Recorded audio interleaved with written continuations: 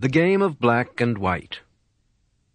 When we were taught 1, 2, 3, and ABC, few of us were ever told about the game of black and white.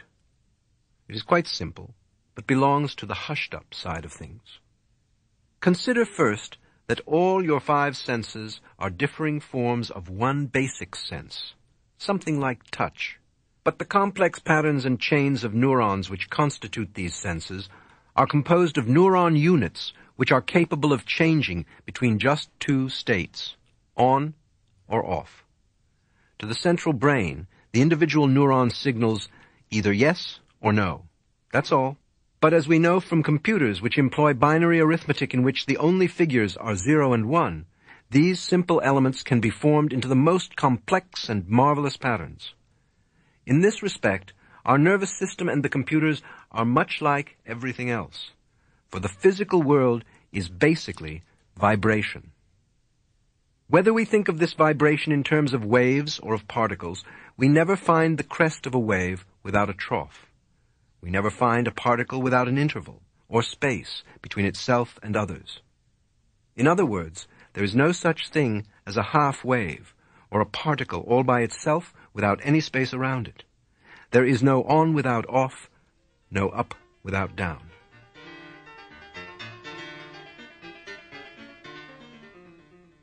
Hearing melody is hearing the intervals between the tones, even though you may not realize it, and even though these particular intervals are not periods of silence, but steps of varying length between points on the musical scale. These steps or intervals are auditory spaces, as opposed to distance spaces between bodies or time spaces between events. Yet the general habit of conscious attention is, in various ways, to ignore intervals. The point is that they are different but inseparable, like the front end and the rear end of a cat. Cut them apart and the cat dies. Take away the crest of the wave and there is no trough. A similar solution applies to the ancient problem of cause and effect. We believe that every thing and every event must have a cause, that is, some other thing or event, and that it will in its turn be the cause of other effects. So how does a cause lead to an effect? This is a problem which comes from asking the wrong question. Now imagine someone who has never seen a cat.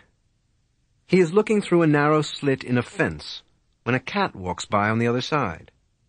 He sees first the head, then the less distinctly shaped furry trunk, and then the tail. Extraordinary. The cat turns around and walks back, and again he sees the head, and a little later the tail.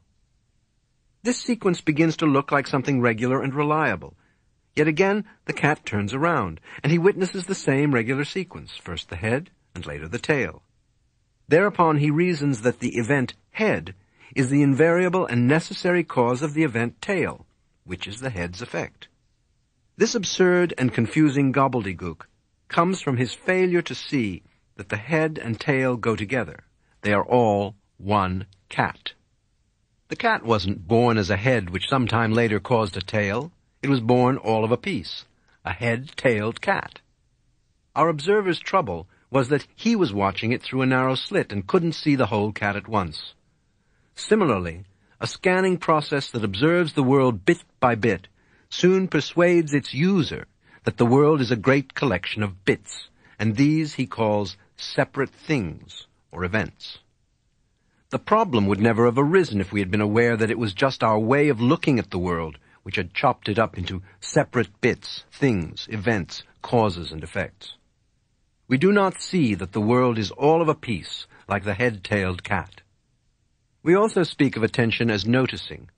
To notice is to select, to regard some bits of perception or some features of the world as more noteworthy, more significant than others.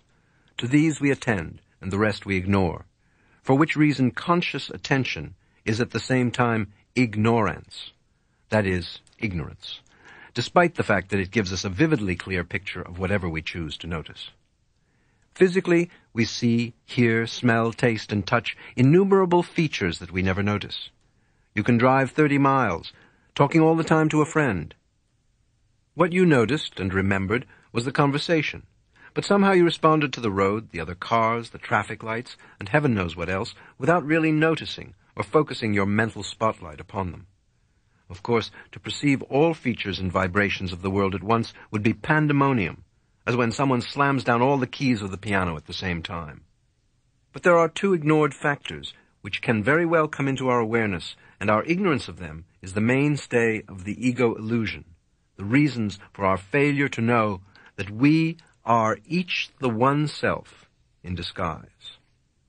The first is not realizing that so-called opposites, such as light and darkness, sound and silence, solid and space, on and off, inside and outside, appearing and disappearing, cause and effect, are poles or aspects of the same thing.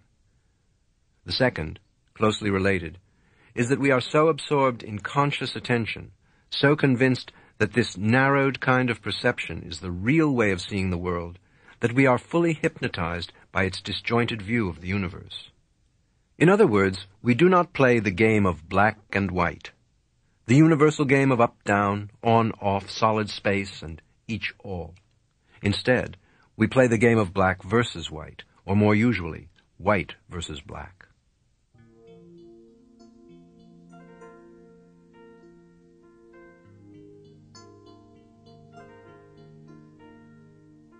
Now, obviously, white and black are as different can be.